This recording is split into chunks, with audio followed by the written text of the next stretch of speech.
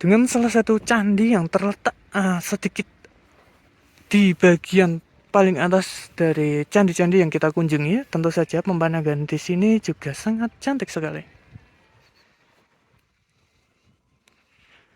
Terlebih jika bangunan ini berdiri kokoh, menambah kecantikan di daerah ini. Luar biasa. Oke teman-teman, masih bersama Dav di sini.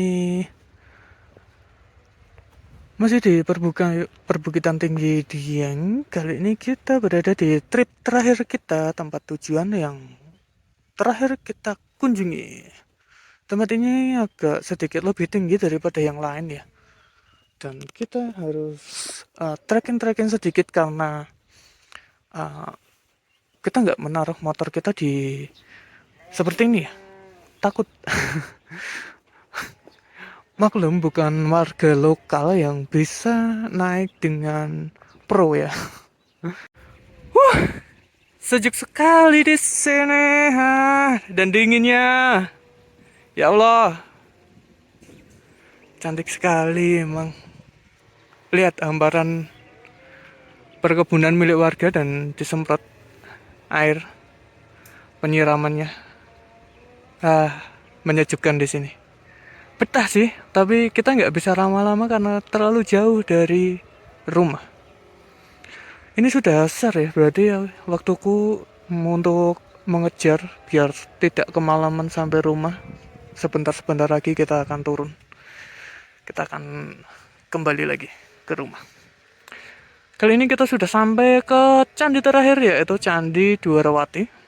Sebelum kita meninggalkan dataran tinggi Dieng, kita di sini hanya 2 jam. Bayangkan perjalanan 5 jam, kalau PP itu 10 jam dan kita hanya di sini 2 jam. Sungguh sangat membagongkan sekali. Wah, ini mirip dengan candi Gatot Kaca. Hampir mirip. Dan kenapa bebatuannya ini disusun dengan atau dipotong dengan kecil-kecil ya di sini? Atau mungkin dulu ingin lebih rapi dan menyerupai batu bata, lebih mudah disusun gitu dan dibentuk.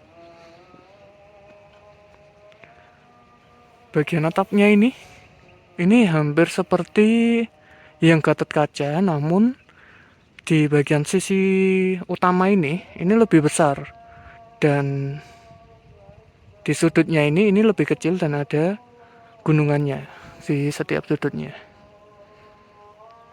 Tuh, jadinya seperti ini. Untuk atapnya ini hampir sama semua dengan tinggi menjulang. Mungkin ciri khas dulu itu tinggi menjulang gitu ya, tidak sedikit rapat dan yang tinggi itu badannya gitu enggak, tapi tinggi semua. Relungnya ini cantik sekali dengan ornamen di sekitarnya.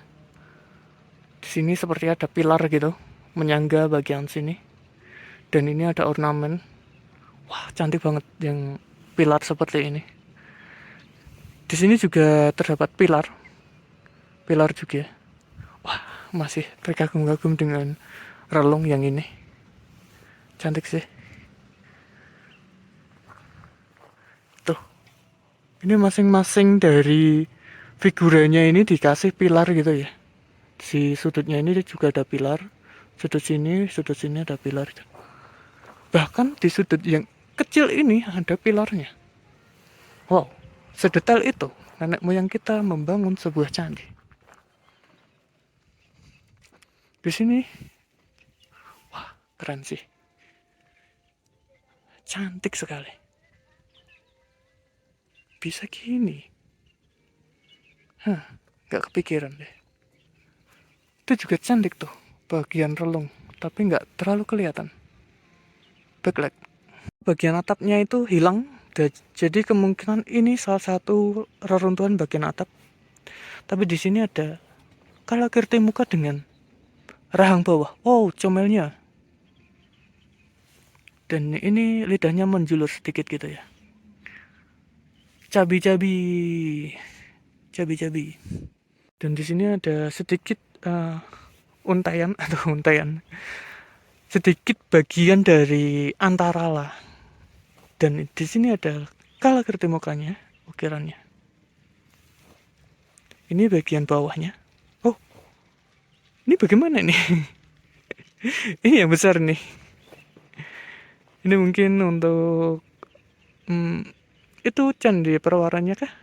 Atau ini untuk candi utamanya? Ya, nggak tahu lah aku. Mari kita lihat bagian depannya, biar lebih jelas lagi. Oh, ini seharusnya cocok untuk yang kecil ya. Untuk kalagertimukanya yang tadi. Jadi, yang besar juga cocok sih. Kalau yang besar nanti menutup bagian yang ini. Tapi nggak ada penyangganya. Kalau yang kecil agak medsen karena tinggal sulur gini. Agak kecil. Tapi itu yang besar kan besar banget. Ya nggak tahu lah itu letaknya di mana. Mari kita coba lihat bagian dalamnya. Wah, sayang sekali. Di situ untuk ritual dan bakar dupa tidak dikasih tempat, jadi mungkin agak merusak sedikit bagian dari batuan candinya. Lingga yoninya tidak ada, akan tetapi di situ ada semacam relung gitu yang bentuknya khas banget. Aku seperti tahu tapi aku lupa tentu saja. Seperti familiar, itu seperti bentuk lingga.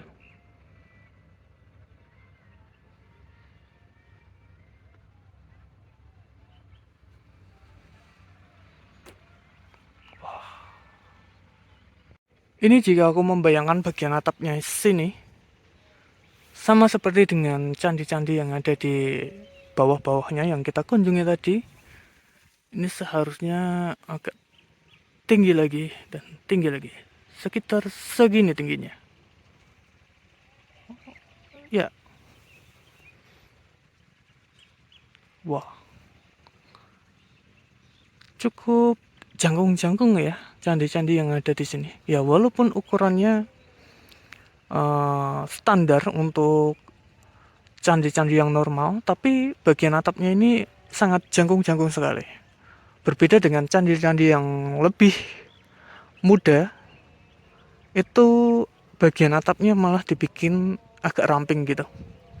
Oke, sekian dulu untuk petualangan kita di dataran tinggi Dieng. Oke, sampai jumpa lagi di video selanjutnya. Terima kasih sudah mau menonton. Dadah.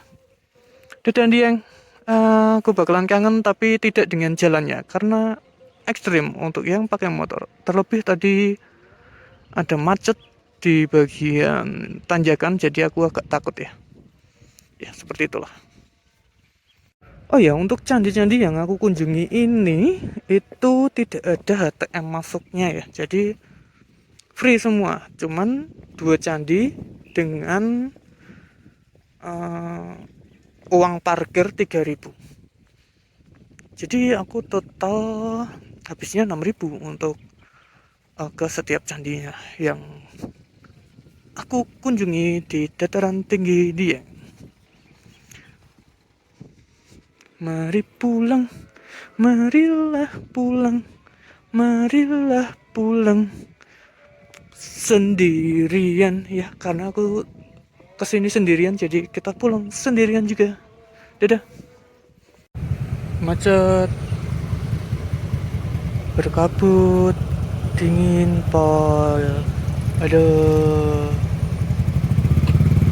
sampai kapan ini?